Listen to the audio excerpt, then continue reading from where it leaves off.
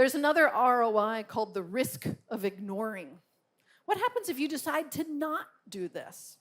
There could be consequences, right? That's an ROI that's worthy of considering. This particular company wanted to deal with caries, cavities, and how do we help with cavities. And it turns out from the project that we did with them, we discovered that nature always builds minerals, these are small diatoms, in a two-step process. And the scientists that had been working on this project in the company for over 10 years were so fixated on the idea that they could only do it in one step that they never got anywhere. And simply by learning from nature that nature always does, like the other 30 million, it takes two steps, the whole solution space suddenly opened up for them. And they're like, if only we had looked at it in a little bit of a different way. So getting past those expert biases that we have.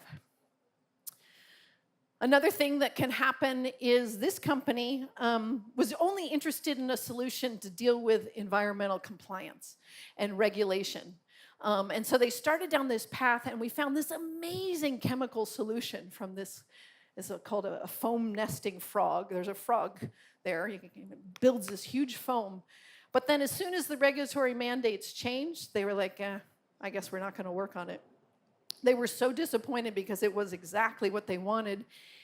And so they dropped the project. Then the regulations changed again. And then they found themselves stuck because they hadn't proceeded. This company, similar to the ones with the biases, they were working on blood stains in laundry soap. We did their project, a project with them. This is a leech, right? Leeches go after blood.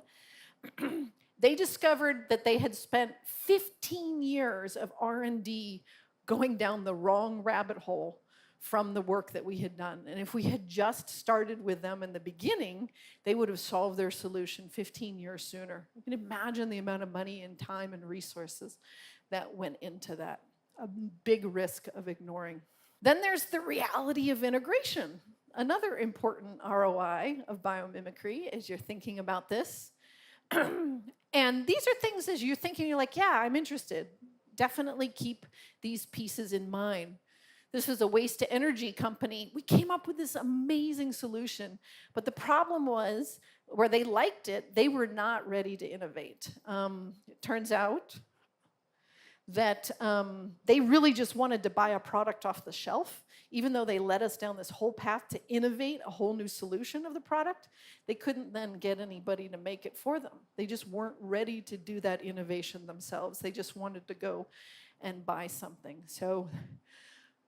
Or this one was a cleaning products company and a cosmetics company wanted to work on packaging for liquid and dispersal, but they hadn't engaged their partners, the ones that were actually going to do the design work, and so the projects, failed. And so in order to do this, you really have to engage your partners in the whole process. And this is true if you're doing any kind of innovation independent of biomimicry. If you don't have them along for what your intentions are, you're going to be in trouble.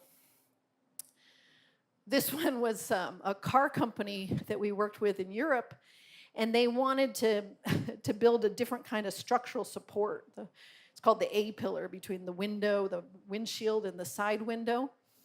And the engineers couldn't get their heads wrapped around what this might look like. And so some of our ideas, this is this really interesting close-up of a cattail leaf. It's these long, long, thin leaves that stay upright. He kept telling me, we're not building our cars out of cattails.